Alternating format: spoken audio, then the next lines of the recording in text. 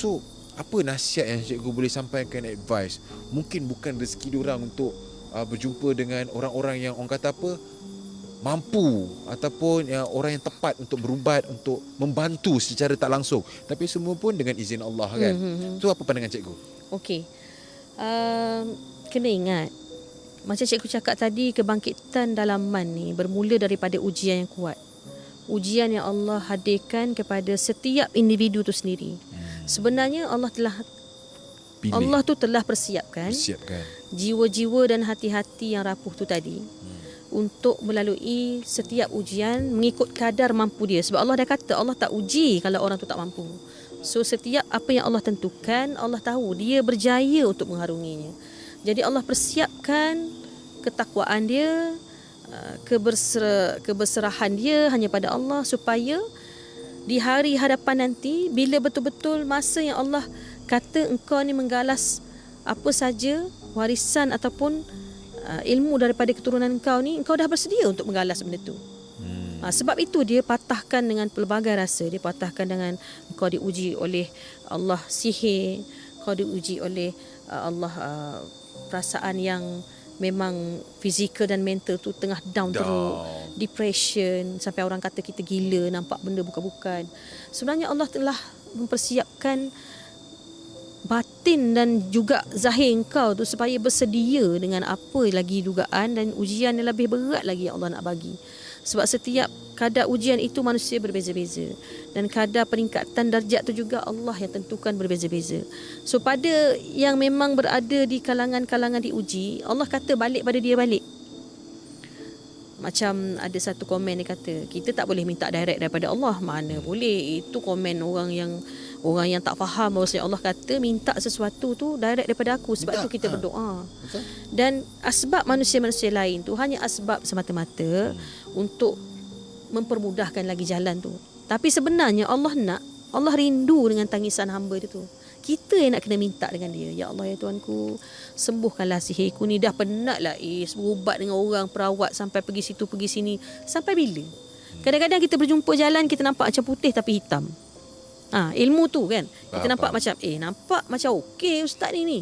Tapi nama ustaz kopiah besar, tapi cara dia melakukan rawatan tu bahasa yang tak jelas. Mungkin kita tak, ini ayat Quran ke ayat apa ni. Kadang-kadang mantra yang telah dipuja diseru, tapi benda tu title ustaz dekat depan. Jadi benda-benda macam gini kita kena ambil tahu. Dan kita tak boleh tak apa, belajar dengan, pergi berawat dengan ustaz ni, mungkin ustaz ni tahu tu apa nak kena buat tu. Bila dia kata kita nak kena mandi sekian-sekian, ataupun awak ni nak kena tabal ni, sebab keturunan awak ni, awak keturunan raja, jadi kena tabal, kena pakai kain kuning, kena beli bunga sekian-sekian. Sedangkan kita tahu kot mandi tabal tu hanya pada keturunan yang sah saja.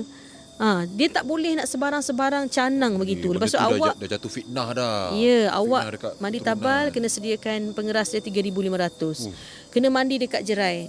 Pukul 2 pagi mandi berkemban. Lepas tu yang mandikan tu pula lelaki. Syariat kita dah lari dah. Tak boleh. Kenapa orang kita mudah percaya benda begitu? Sebab kita dimomokkan, sebenarnya kalau kau mimpi puteri tu, kau ni adalah keturunan raja sekian-sekian, keturunan daripada sini sekian. Sedangkan mimpi tu Allah kata nak cari mimpi yang benar tu pun susah. Betul. Ini pula tiba-tiba mimpi, datang panglima lah, datang puteri lah sebagainya. So kita akan rasa macam beria-ria. Ni puteri masuk mimpi aku ni, mesti aku keturunan dia ni. Ni panglima-panglima raja-raja yang datang mengaku ni, mestilah aku keturunan dia ni. Lepas tu kita pun nak mencari clarification, nak mencari acknowledgement untuk orang sendiri yang cakap, kau memang keturunan raja, kau memang keturunan sekian-sekian. Tapi untuk apa sebenarnya bila kita dah tahu benda tu? Mampu tak kita berjuang sama macam leluhur kita dahulu? Kau keturunan panglima, keturunan panglima hitam yang berjuang. Panglima hitam celah mana kita pun tak boleh belajar silap, tak kerti. Orang berlawan pun kita takut, kita lari. Lepas tu kita konon-konon acah-acah nak galas keturunan punya warisan tu tadi. So itu cikgu cakap tadi. Jadi orang yang diuji ni jangan putus asa.